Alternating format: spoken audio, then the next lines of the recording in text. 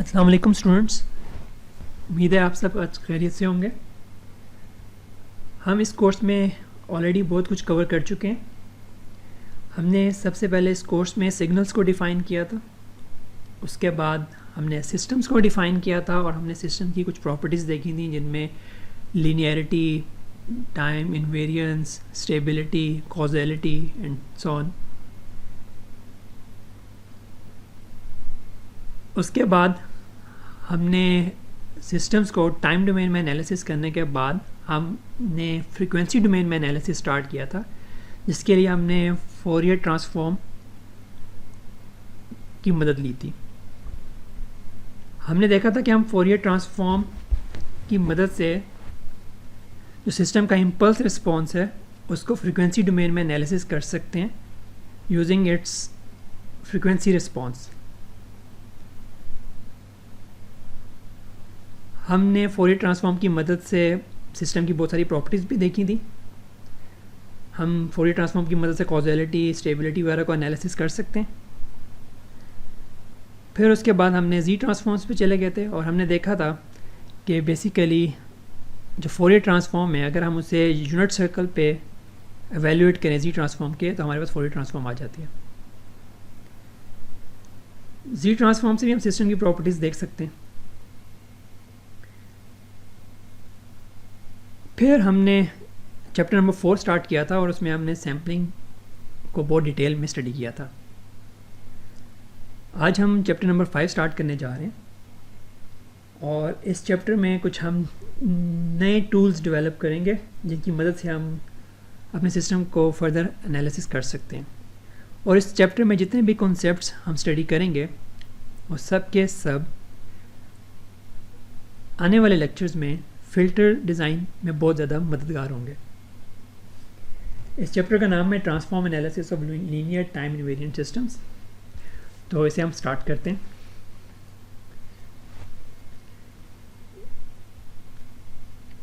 For example हमारे पास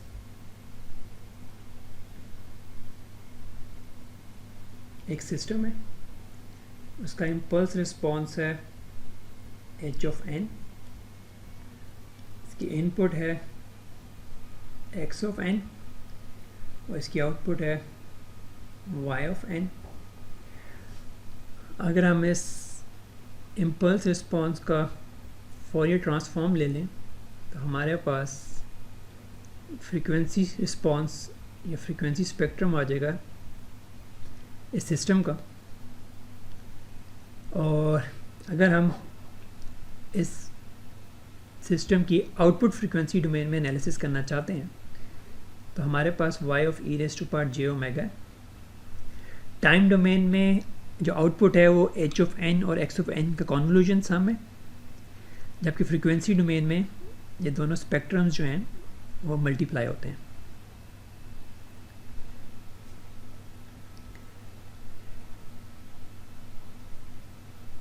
ये जो h of e raise to power j omega है इसको फ्रीक्वेंसी रिस्पॉन्स कहते हैं। और ये बेसिकली अगर हम इसका z ट्रांसफॉर्म ले लें इम्पल्स रिस्पॉन्स का, h ऑफ n का अगर हम z ट्रांसफॉर्म ले लें तो ये जो h ऑफ z है ये आपका सिस्टम फंक्शन कहलाता है।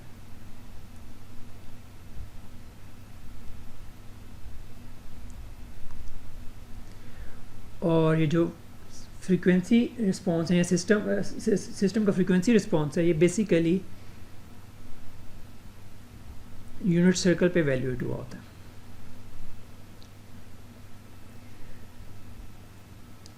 इस फ्रीक्वेंसी रिस्पॉन्स का एक मैग्नीट्यूड रिस्पॉन्स है, ये हम ऑलरेडी चैप्टर 3 में देख चुके हैं।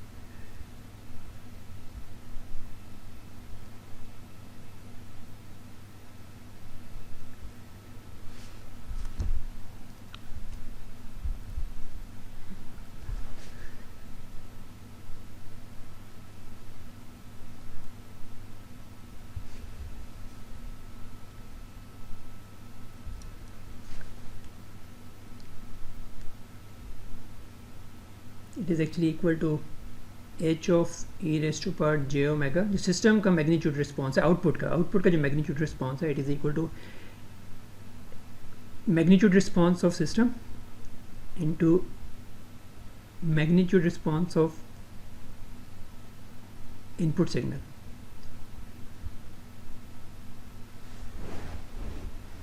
और इसी तरह जो फेज रिस्पॉन्स है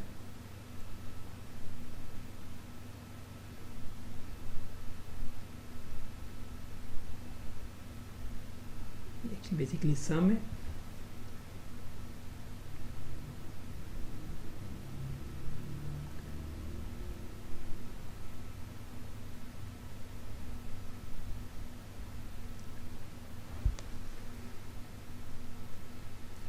जो h of E raise to power J omega magnitude है, ये अमूमन इसको हम गेन कहते हैं, और ये जो एक्सप्रेशन है इसको हम phase response of a system या phase shift of the system कहते हैं।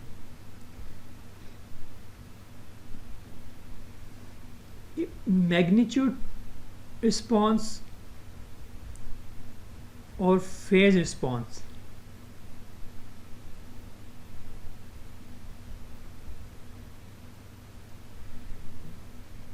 ये दोनों डिज़ायरेबल भी हो सकते हैं, अनडिज़ायरेबल भी हो सकते हैं। अनडिज़ायरेबल के केस में हम इसको कहेंगे कि मैग्नीट्यूड या फेज डिस्टॉर्शन है।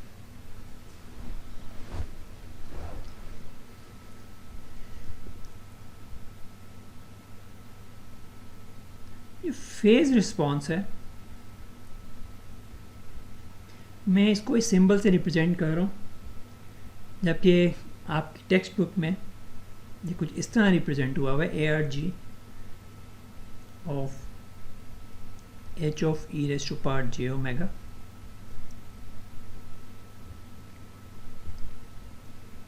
इसको हम continuous phase of the system भी कहते हैं।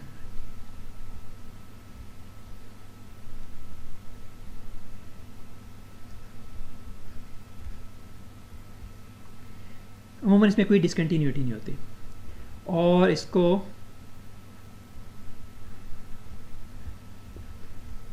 अनरैप्ड फेज भी बोलते हैं।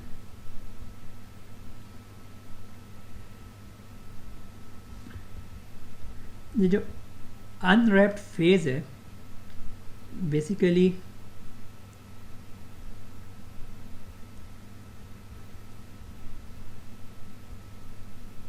ये कुछ इसके इक्वल है, A R ji, capital A R जी। ये बेसिकली प्रिंसिपल फेज वैल्यू है आपके फेज रिस्पॉन्स की। ये भी क्या है हम इसे एग्जांपल की मदद से देखेंगे। और ये किसके इक्वल है? जो अनरैप्ड फेज है ये wrapped phase plus 2 pi R of omega. ये जो आर ऑफ ओमेगा है ये एक आर्बिट्रेरी फंक्शन है, और इसकी जो वैल्यूज़ हैं, आउटपुट है, रेंज जो है इसकी वो प्लस माइनस इंटीजर्स हैं। जबकि ये जो एक्सप्रेशन है, ये जो वैल्यू है, इसको कहते हैं wrapped phase.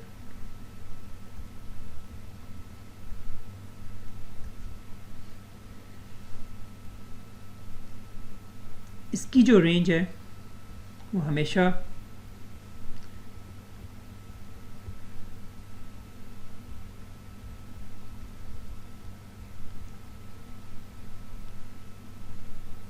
Minus pi to पाई होगी।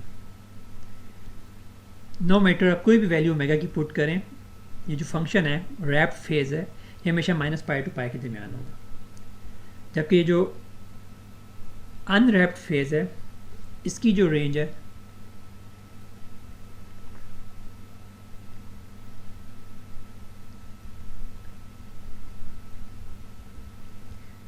it is from minus infinity to plus infinity।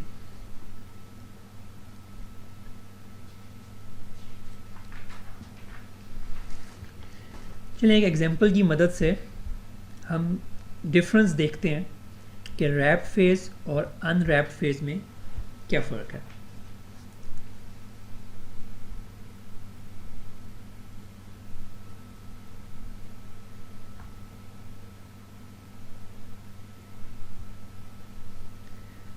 For example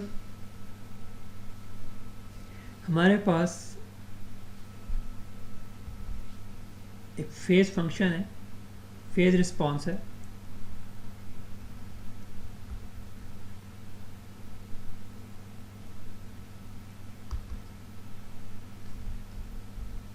sorry, हमारे पास एक फेज फंक्शन है h of E raise to power J omega, और जिसका एक्सप्रेशन है -4 ओमेगा। अगर हम इसको स्केच करते हैं,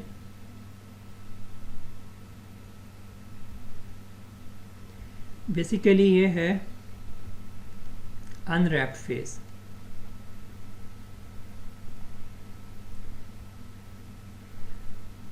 अगर हम इसको स्केच करते हैं तो ये कुछ तरह की लाइन है,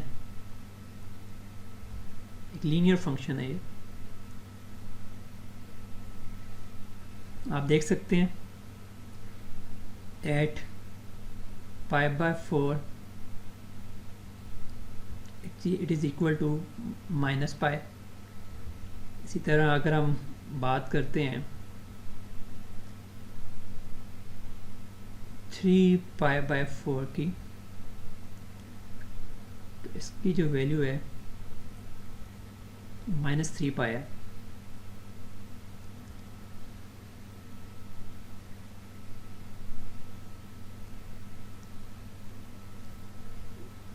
so on।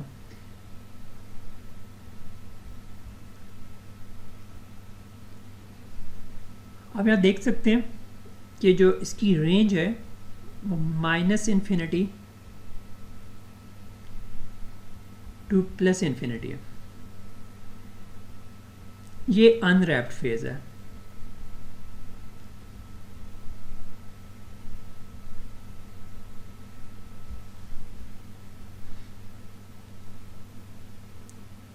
अब हम स्केच करेंगे रैप्ड फेज और principal function, principal value of phase ARG of h of e raise to power j omega.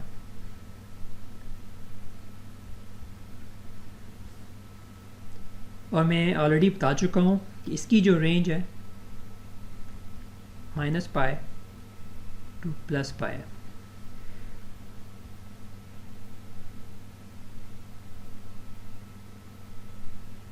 It means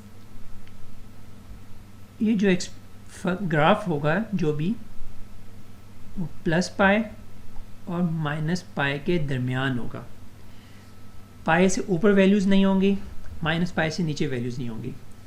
अब हमें क्या करना है, यहाँ पे भी एक वैल्यू होगी -π/4 और यहाँ पे ग्राफ होगा π। अब मैं क्या कर रहा हूँ, मैं इस पॉइंट से इस पॉइंट तक ये जो लाइन है इसको यहाँ पे स्केच कर दूंगा।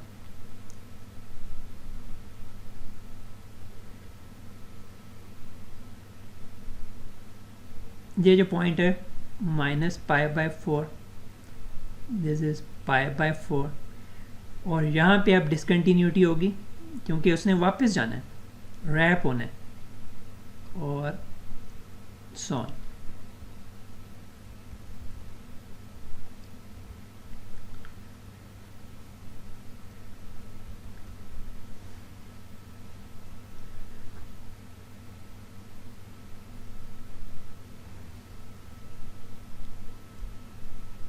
आप देख सकते हैं कि ये जो पार्ट है फ्रॉम π/4 टू 3π/4, बेसिकली ये जो पॉइंट है 3π/4, ये जो पार्ट है वो मैंने यहाँ से उठा के इधर शिफ्ट किया, ये पार्ट इधर शिफ्ट हुआ है, और इसी तरह चलता जाएगा क्योंकि जो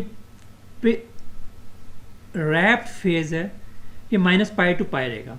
इट मीन्स कि फॉर एग्जांपल आप 0 पे हैं और आप π पे मूव कर गए, -π पे मूव कर गए, तो आप वापस π पे चले जाएंगे और फिर ये आपका फेज रैप होता जाएगा।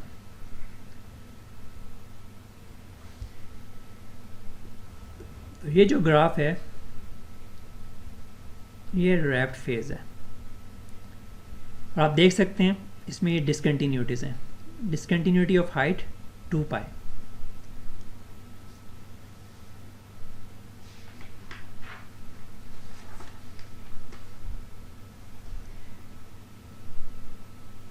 इसी तरह एक और अहम पैरामीटर है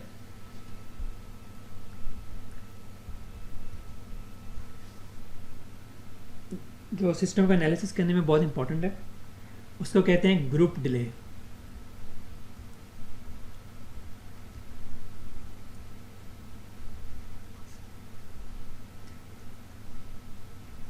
इसको आपकी बुक में कुछ इस तरह रिप्रेजेंट किया गया है, ग्रेडियंट ऑफ एच ऑफ और group delay e raise to power j omega,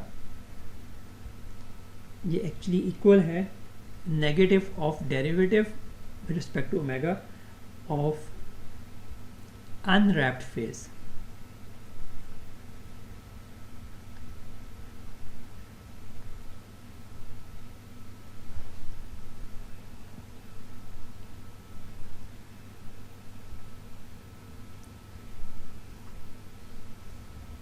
जो ग्रुप डिले है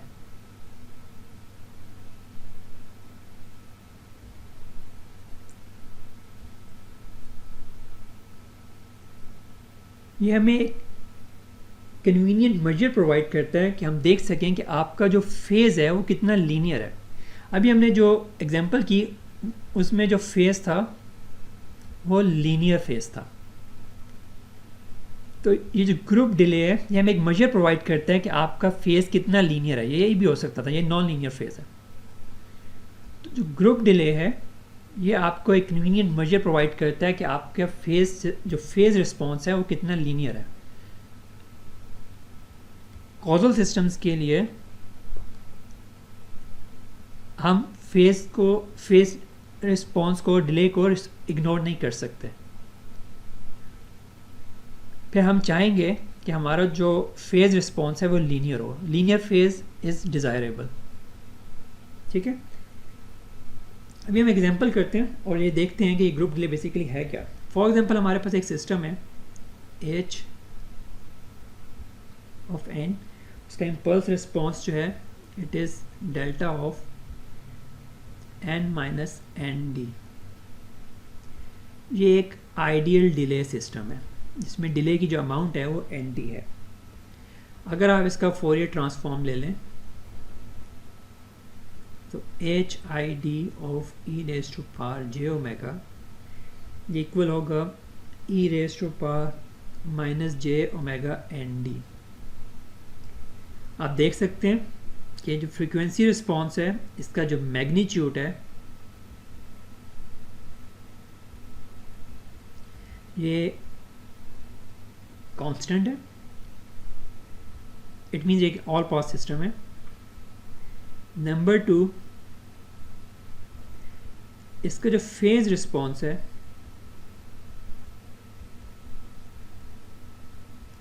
ये एक लीनियर फंक्शन है ऑफ ओमेगा।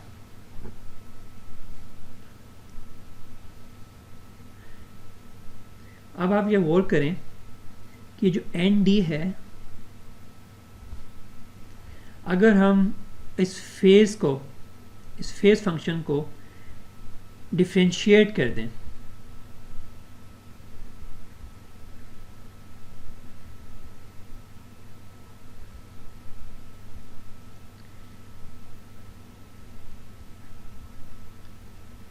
तो हमारे पास ग्रुप डिले आ जाएगा और ये किसके इक्वल है, एन डी।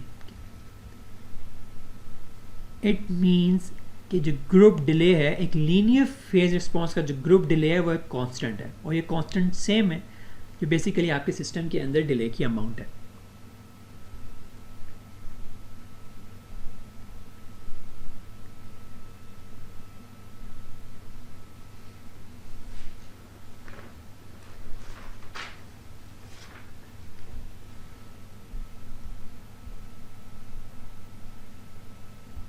ओके, एक ग्राफ देखते हैं और उसमें देखते हैं कि दोबारा से देखते हैं कि रैप्ड और अनरैप्ड फेज में क्या डिफरेंस है।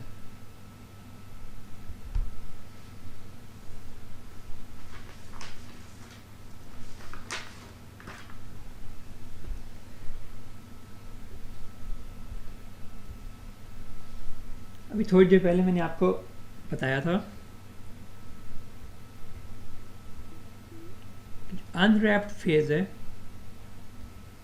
Is equal to principal value of the phase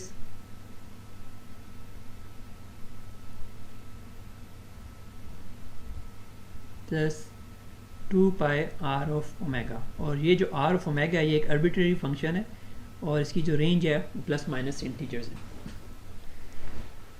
तो ये जो पहला ग्राफ है ये आपके अनरैप्ड फेस को रिप्रेजेंट कर रहा है। आप देख सकते हैं कि जो y एक्सिस है इस फंक्शन की जो रेंज है वो minus infinity two plus infinity है। ये डिक्रीज होता जा रहा है। जैसे ही आप यहाँ पाई पे पहुँचे हैं तो आपके पास 2 पाई अमाउंट की डिसकंटिन्यूटी आ गई है। इस केस में आप इसके अंदर कुछ ऐड नहीं कर रहे। यहाँ पे आर ऑफ ओमेगा जो है वो ज़ीरो है। आप ये देख सकते हैं it is R of omega is zero. फिर जैसे ही आप पाई से बियॉन्ड चले गए हैं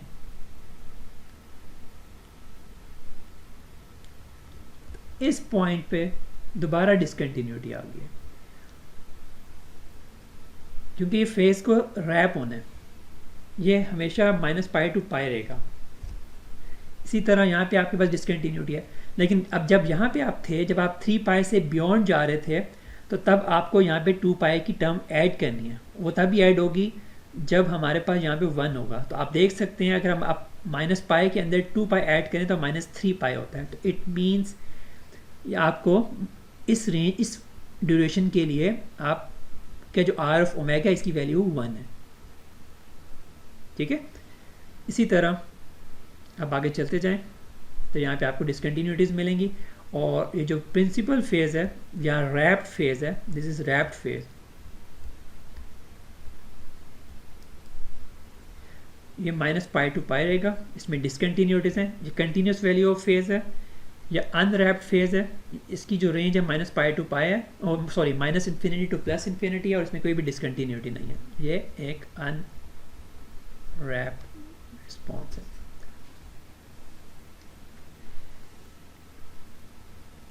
ओके अब लेट्स सपोज हमारे पास एक सिस्टम है h of e raise to power j omega.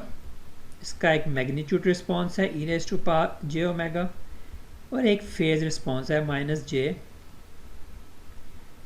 h of e raise to power j omega.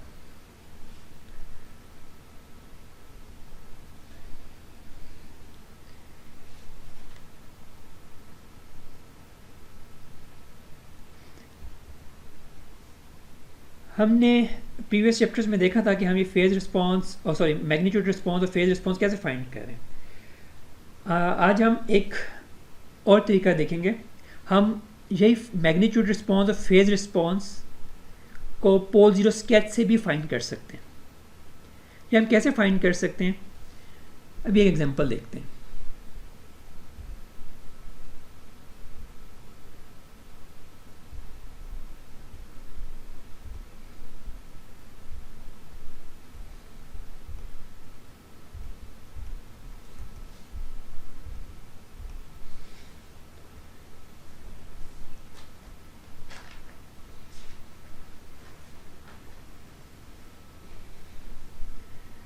For example हमारे पास एक सिस्टम है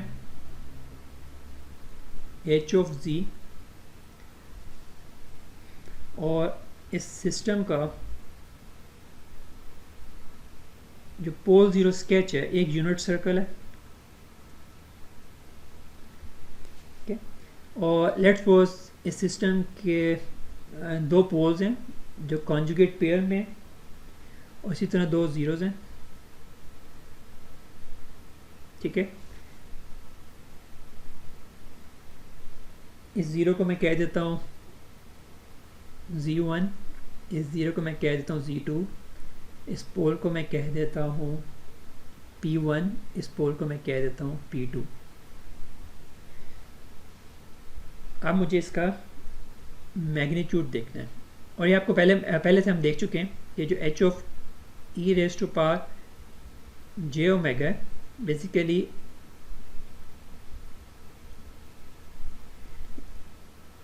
e raise to power j omega, इसमें जो r है बेसिकली 1 के इक्वल है।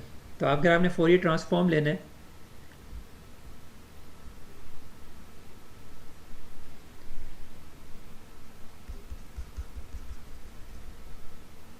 ये जो h of e raise to power j omega ये हम एवेल्यूएट करते हैं h of z at z is equal to e raise to power j omega, एक यूनिट सर्कल पे हम इसको एवेल्यूएट करते हैं।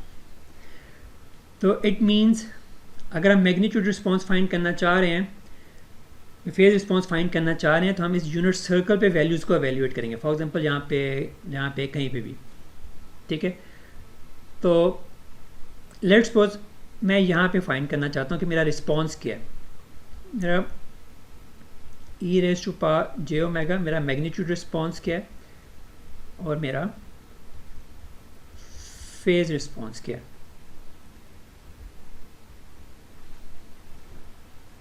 मैग्नीट्यूड रिस्पॉन्स फाइंड करने के लिए आप क्या करेंगे, हर पोल और ज़ीरो से एक वेक्टर ड्रॉ करेंगे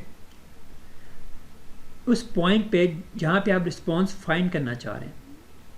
फॉर एग्जांपल ये जो पॉइंट है ये π/4 है फॉर एग्जांपल, तो आपने इस पॉइंट पे वेक्टर्स ड्रॉ किए हर पोल और ज़ीरो से, और लेट्स सपोज इस वेक्टर की लेंथ है p1, इस वेक्टर की लेंथ है z1, इस वेक्टर की लेंथ है z2, इस वेक्टर की लेंथ है p2 मैग्नीट्यूड। तो इस पॉइंट पे जो आपका मैग्नीट्यूड रिस्पॉन्स होगा वो किसके इक्वल होगा, z1 into z2 magnitude divided by p1 magnitude p2 magnitude. अगर और पोल्स एंड जीरोस हैं तो वो टर्म्स भी ऐड हो जाएंगी, मल्टीप्लाई हो जाएंगी। न्यूमिनेटर में जीरोस हैं, डिनोमिनेटर में पोल्स हैं। तो आप ओमेगा की वैल्यू पुट करें, इन वेक्टर्स की लेंथ फाइंड करें, इस एक्सप्रेशन में पुट करें, उस पॉइंट पे आपके पास मैग्नीट्यूड रिस्पॉन्स आ जाएगा। फॉर एग्जांपल इस π/4 पे आपके पास लेट्स सपोज ये वैल्यू है और 0 पे लेट्स सपोज ये थी, तो ये हो सकती है, कुछ भी हो सकती है। ये जस्ट मैं आपको आइडिया दे रहा हूँ, इसके अलावा भी कुछ हो सकती है, ठीक है। अगर आप यहाँ पे फाइंड करना चाह रहे हैं इस पॉइंट पे,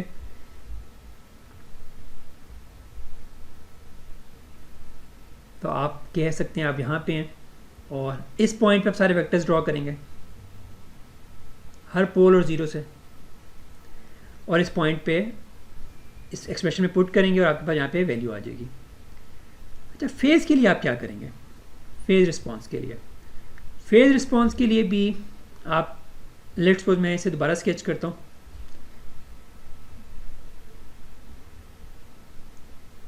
ये आपका यूनिट सर्कल है,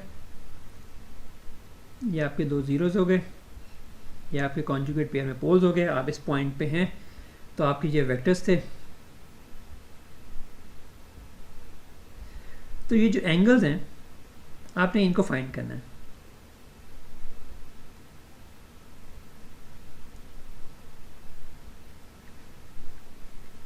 तो जो एंगल आपका x एक्सिस के साथ बन रहा है ऑफ वेक्टर z1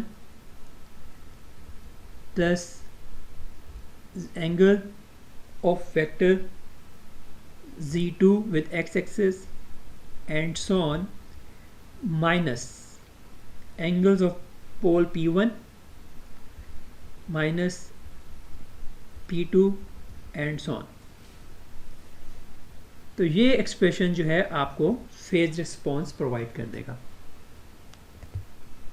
आप ओमेगा की वैल्यू वेरी करते जाएं, ओमेगा की वैल्यू कैसे वेरी हो रही है, आप इस पॉइंट पे चले गए, इधर चले गए, इधर चले गए, और आपने 0 to पाई स्केच कर लिया। तो आपके पास हर वैल्यू के लिए एक वैल्यू, हर ओमेगा के लिए एक वैल्यू आएगी और बाद में आप उसको स्केच कर सकते हैं।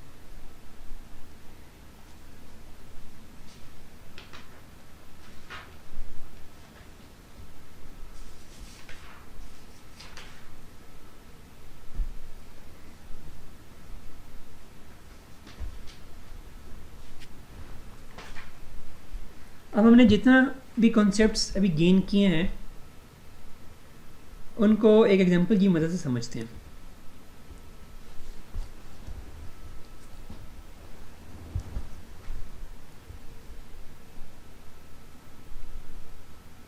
लेट्स सपोज हमारे पास एक सिस्टम है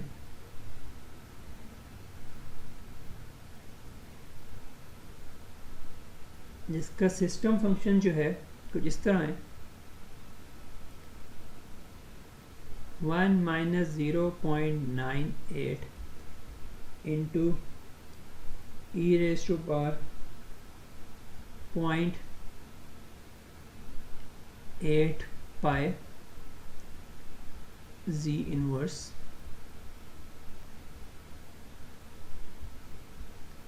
(1 - 0.98 e raised to power minus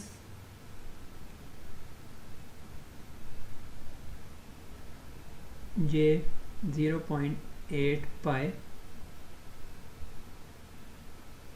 z inverse divided by 1 minus 0.8 e raised to power j 0.4 pi z inverse 1 minus 0.8 e raised to power minus j 0.4 pi z inverse. This whole function is multiplied by product from k is equal to 1 to 4 of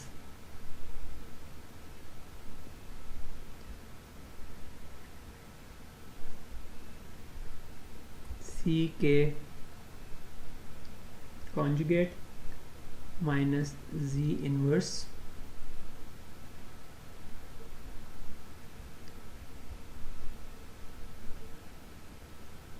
ck minus z inverse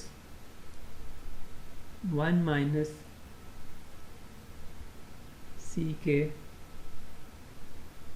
z inverse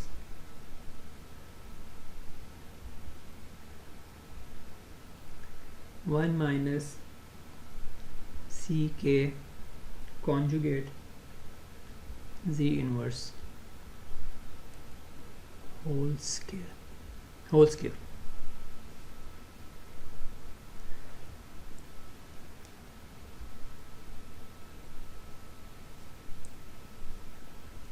इसमें जो ck है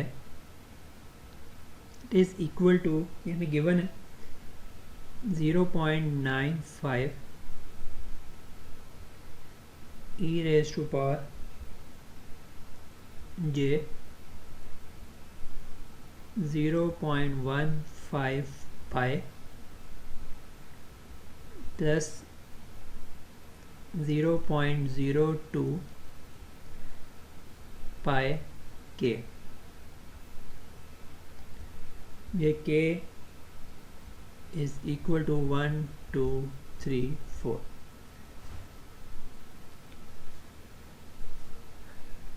अगर आप गौर करें, basically जो system है ये दो सिस्टम्स हैं,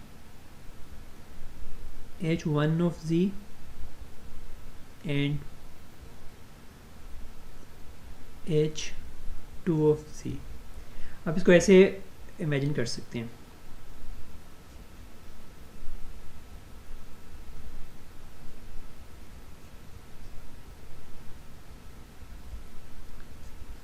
इसका इक्विवेलेंट सिस्टम जो है इज एच ऑफ जी।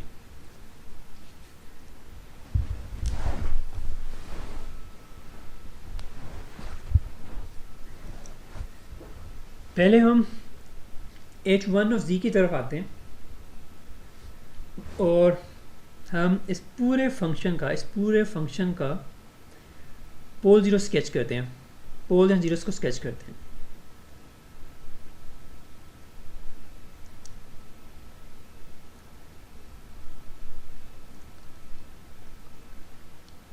ये हमारे पास यूनिट सर्कल है।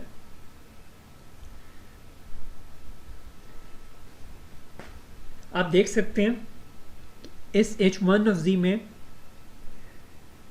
दो ज़ीरोज़ हैं, दोनों यूनिट सर्कल के करीब हैं, 0.98 दोनों यूनिट सर्कल के करीब हैं और ये कॉन्जुगेट पेयर फॉर्म में है।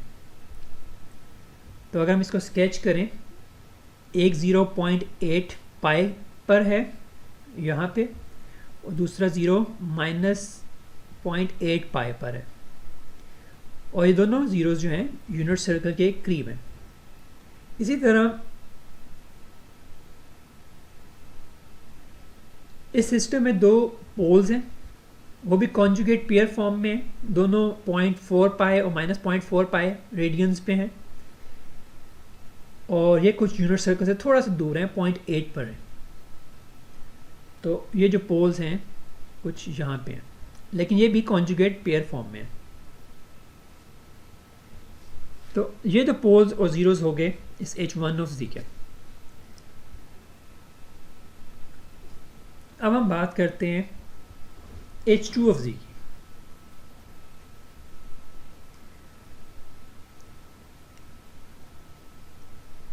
h2 ऑफ z में 8 ज़ीरोज़ हैं और 8 ही पोल्स हैं। 8 किस तरह है?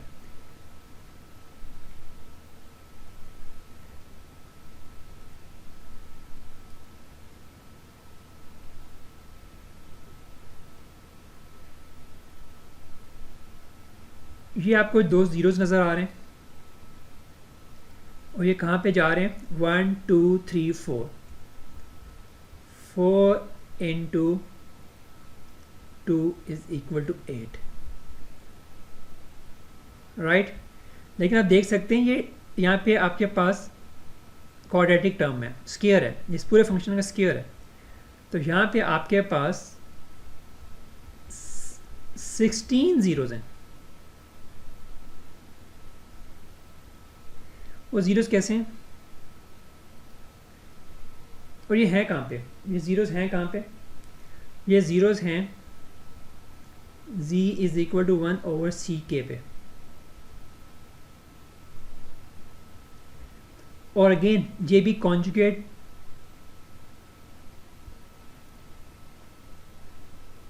पेयर्स हैं, 1 2 3 4।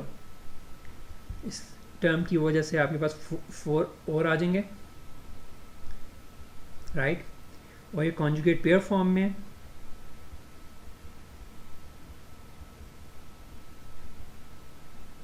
इसी तरह इस फंक्शन के 16 पोल्स हैं और ये जो पोल्स हैं ये कहाँ पे हैं? At z is equal to c के पर। जो पोल्स की लोकेशन हैं सी के पर है, ज़ीरोज़ जो हैं 1 ओवर सी के पर है। तो 2 3 4 1 2 3 4।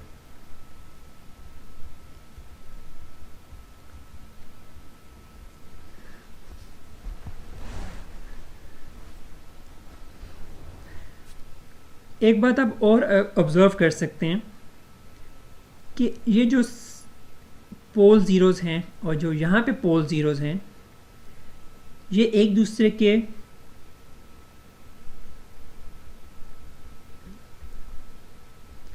कॉन्जुगेट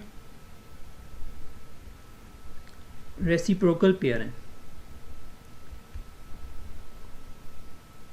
ये और ये सब पोल ज़ीरोज़ एक दूसरे के कॉन्जुगेट रेसिप्रोकल पेयर हैं। जबकि ये जो पोल्स हैं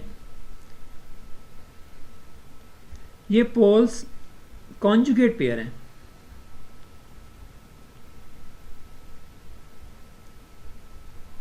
ये ज़ीरोस भी कॉन्जुगेट पेयर है।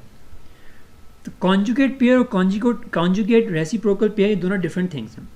यहाँ पे पोल्स और ज़ीरोस एक दूसरे के कॉन्जुगेट रेसिप्रोकल पेयर हैं, और ये जो पोल्स हैं और ये जो ज़ीरोस हैं ये एक दूसरे के कॉन्जुगेट पेयर हैं। ओके, जब भी आपके poles and zeros unit circle के अक्रॉस इस फॉर्म में हो, एक दूसरे के कॉन्जुगेट रेसिप्रोकल पेयर हो, बेसिकली ये जो पोल्स और ज़ीरोस हैं ये H2 ऑफ Z को रिप्रेजेंट कर रहे हैं। जब भी आपके पास इस फॉर्म में पोल ज़ीरोस होंगे तो आपका जो फंक्शन है, जो सिस्टम है, वो कहलाएगा ऑल पास सिस्टम।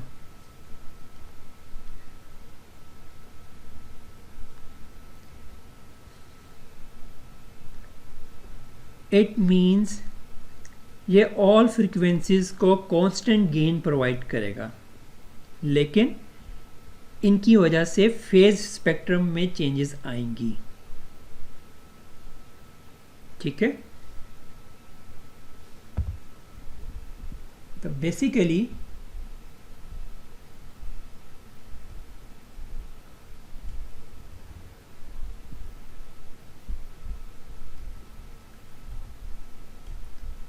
आपका जो फाइनल पोल ज़ीरो स्केच बनना है वो कुछ ही है।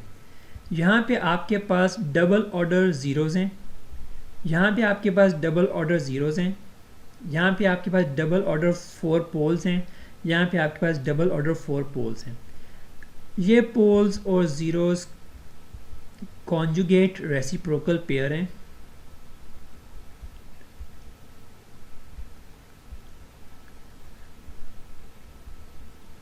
पोल्स और ज़ीरोज़ एक दूसरे के कॉन्जुगेट रेसिप्रोकल पेयर हैं, जबकि ये पोल्स और ये ज़ीरोज़ एक दूसरे के कॉन्जुगेट पेयर हैं। और जब भी ये जो पोल्स और ज़ीरोज़ हैं, ये वाले और ये वाले, ये आपके H2 ऑफ Z को रिप्रेजेंट कर रहे हैं, और ये H2 ऑफ Z का जो मैग्नीट्यूड रिस्पॉन्स है, अगर आप इसे यूनिट सर्कल पे एवेल्युएट करें तो ये हमेशा कांस्टेंट होगा। और इस तरह के सिस्टम्स को आप कहते हैं ऑल पास सिस्टम्स। हम इसको बहुत डिटेल में नेक्स्ट लेक्चर्स में देखेंगे भी।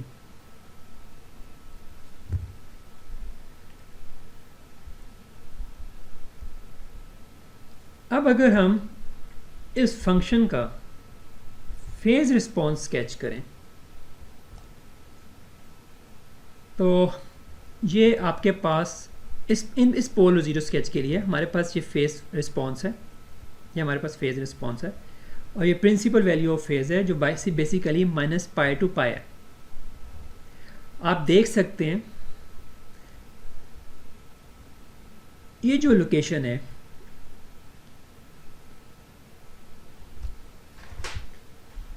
अराउंड 0.2 π,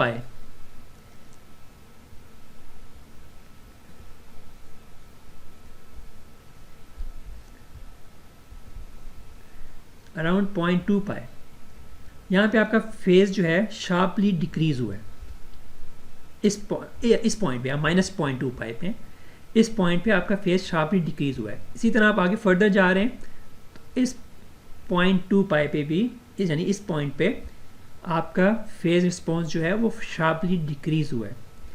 अगर आप इस पॉइंट पे देखें 0.8 π, -0.8 π, तो आपके फेज में स्लाइड सा इंक्रीज आया है, क्योंकि आप देखो यूनिट सर्कल के करीब है। इसी तरह यहाँ पे भी एक स्लाइड सा इंक्रीज आया।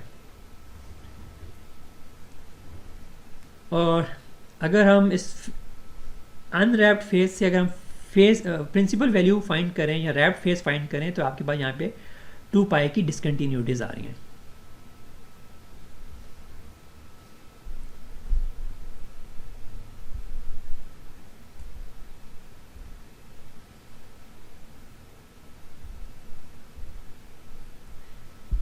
इसी तरह हम मैग्नीट्यूड रिस्पॉन्स भी फाइंड कर सकते हैं।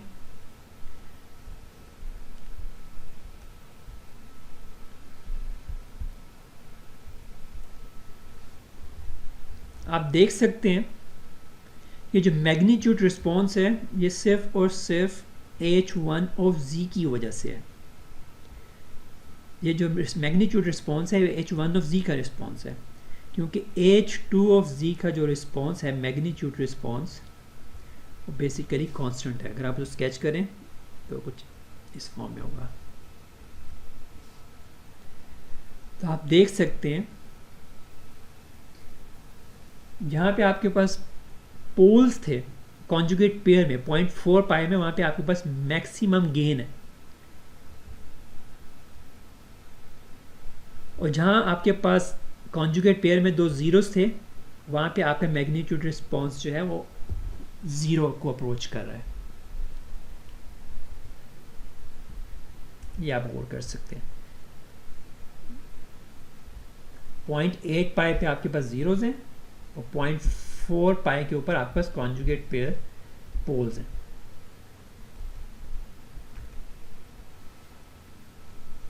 ठीक है जनाब। अब ये जो ग्रुप डिले है ये आपने डिफरेंशिएट किया है अपने फेज रिस्पॉन्स को, और आप देख सकते थे अभी मैंने आपको एक्सप्लेन किया है कि 0.2 पाई पे जो आपकी स्लोप थी वो मैक्सिमम थी, और जब आपने डेरिवेटिव लिया तो आपके पास मैक्सिमम स्लोप जो है वो 0.2 पाई और माइनस 0.2 पाई पे अचीव हो रही है। इसी तरह जब आप 0.8 पाई और माइनस 0.8 पाई पे गए हैं जहाँ पे आपका स्लाइट सा इंक्रीज हो रहा था फेज, तो आपका जो डेरिवेटिव है वो नेगेटिव में चला गया, यहाँ पे आपका टाइम एडवांस हो रहा है। ठीक है। अब सिचुएशन कुछ इस तरह की है कि हमारे पास एक सिस्टम है h ऑफ z, इसका मैग्नीट्यूड रिस्पॉन्स ये है, ग्रुप डिले रिस्पॉन्स ये है, फेज रिस्पॉन्स मैं आपको पहले दिखा चुका हूँ। अब लेट्स सपोज हम इसमें एक इनपुट अप्लाई करते हैं x ऑफ n, और x ऑफ n किसके इक्वल है,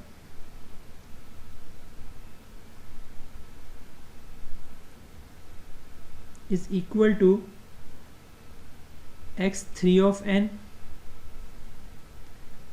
plus x1 of n minus m minus 1 plus x2 of n minus 2 m minus 2, जबकि आपके पास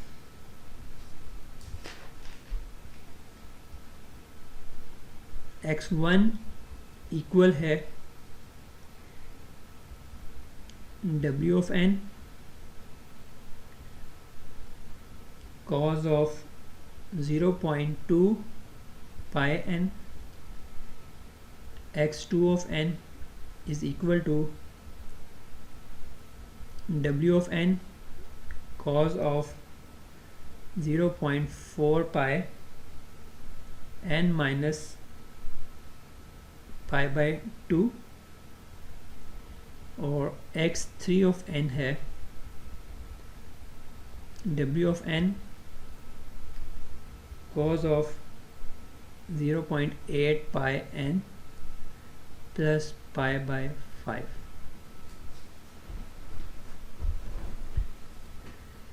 और यहाँ पे जो w of n है वो इक्वल है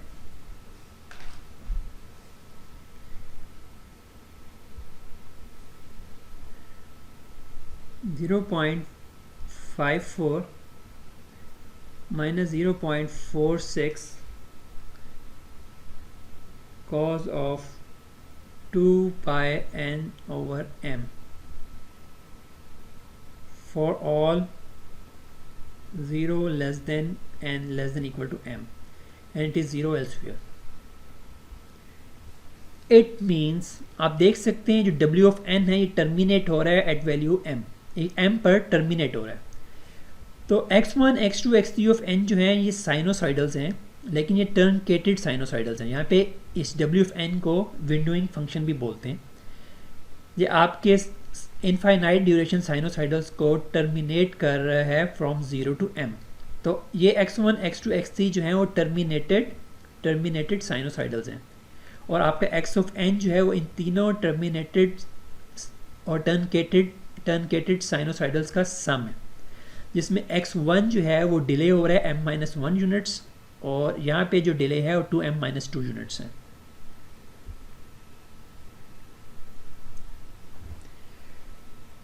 जब आप जानते हैं कि जो साइनोसाइडल्स हैं उनका जो स्पेक्ट्रम है वो कुछ यूँ है, और let's suppose W of n जो है उसका स्पेक्ट्रम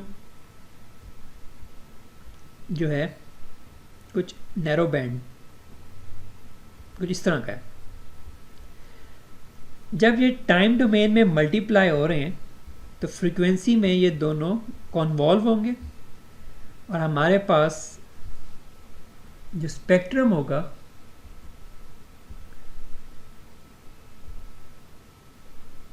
वो कुछ इस फॉर्म में होगा। आप देख सकते हैं ये जो x1 ऑफ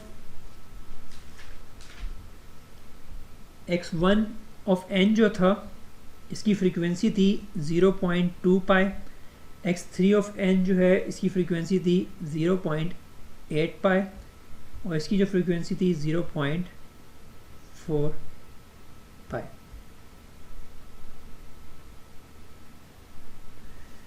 तो 0.2 पाई माइनस 0.2 पाई, यहाँ पे हमें एक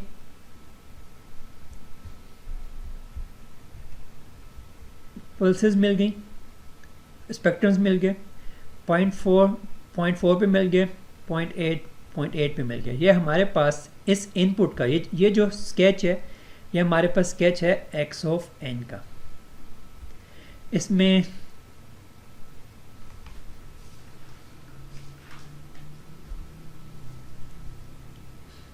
ये जो पल्स है इसमें हाईएस्ट ऑसिलेशंस हैं, इट मीन्स की मैक्सिमम फ्रीक्वेंसी है 0.8 पाई, और इसमें कोई भी डिले नहीं है।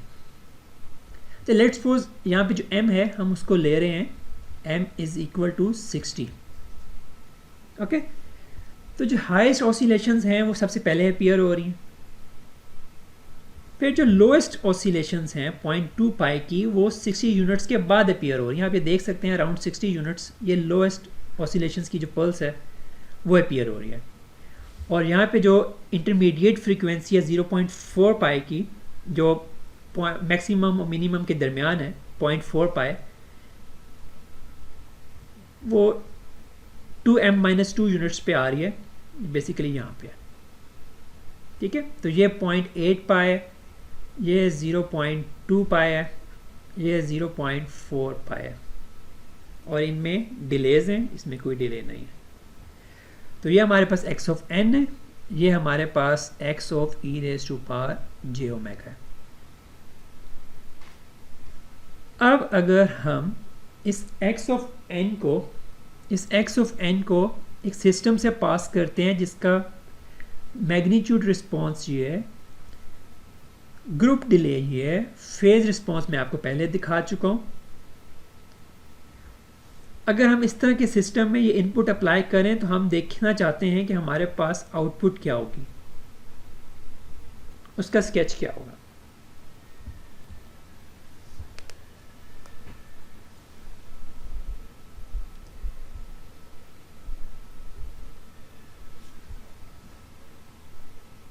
ये हमारे पास आउटपुट वेव फॉर्म है।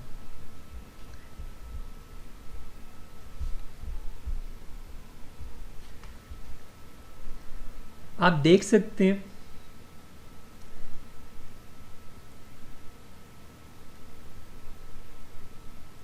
जो हाईएस्ट फ्रीक्वेंसी ऑसिलेशंस थी 0.8 पाई,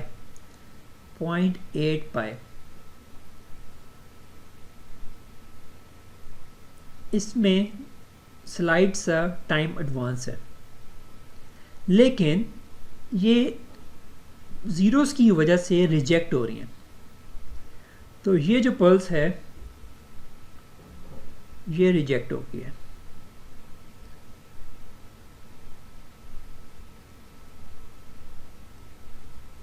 इसकी जो फ्रीक्वेंसी थी 0.8 पाई ये वेव फॉर्म रिजेक्ट हो गया। अब 0.2 पाई को देखते हैं। जो 0.2 पाई है, इस पॉइंट पे इसमें मैक्सिमम डिले है अराउंड 150 यूनिट्स का। ठीक है, तो ये जो पल्स है ये डिले होगी अराउंड 150 यूनिट्स, और इसमें स्लाइड सा गेन मिल रहा है, इसको स्लाइड सा गेन मिल रहा है 0.2 पाई।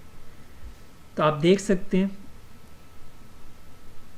ओरिजिनली ये 50 पर थी, 150 यूनिट्स डिले हुई तो अराउंड 200 पे या 210 पे अराउंड ये पल्स अपीयर हो रही है 0.2 पाई वाली, और इसमें स्लाइड सा माइनर सा गेन है।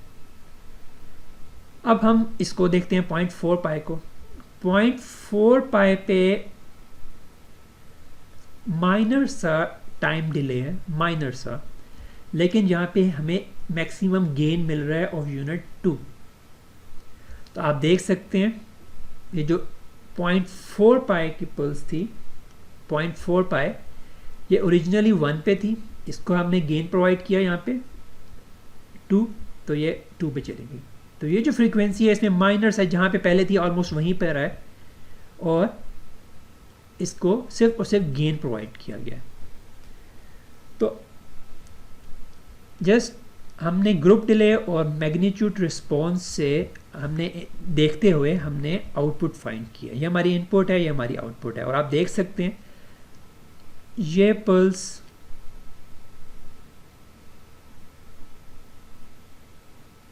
रिजेक्ट हो रही है और ये इससे आगे चली गई है, जबकि ये वाली जो पल्स है ये अपनी जगह पर ही है।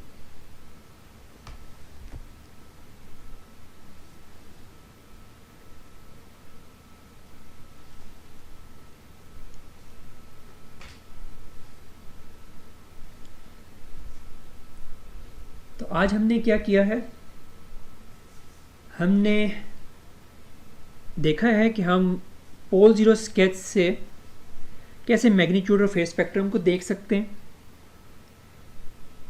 इसके अलावा हमने रैप्ड और अनरैप्ड फेज रिस्पॉन्स में डिफरेंस को देखा है, और ग्रुप डिले और मैग्नीट्यूड रिस्पॉन्स की मदद से हम अपनी आउटपुट को कैसे फाइंड कर सकते हैं। आज के लिए इतना ही है। नेक्स्ट लेक्चर में हम ऑल पास सिस्टम्स को डिस्कस करेंगे, जो मैं आपको पहले ही बता चुका हूँ कि वो कुछ इस तरह के सिस्टम्स हैं जहाँ पे आपके पास पोल जीरोस जो हैं वो कॉन्जुगेट रेसिप्रोकल फॉर्म में होंगे।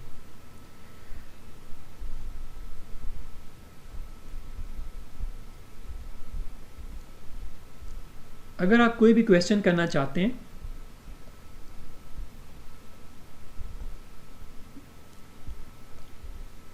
तो आप मेरे ईमेल आईडी पे डायरेक्टली क्वेश्चन कर सकते हैं।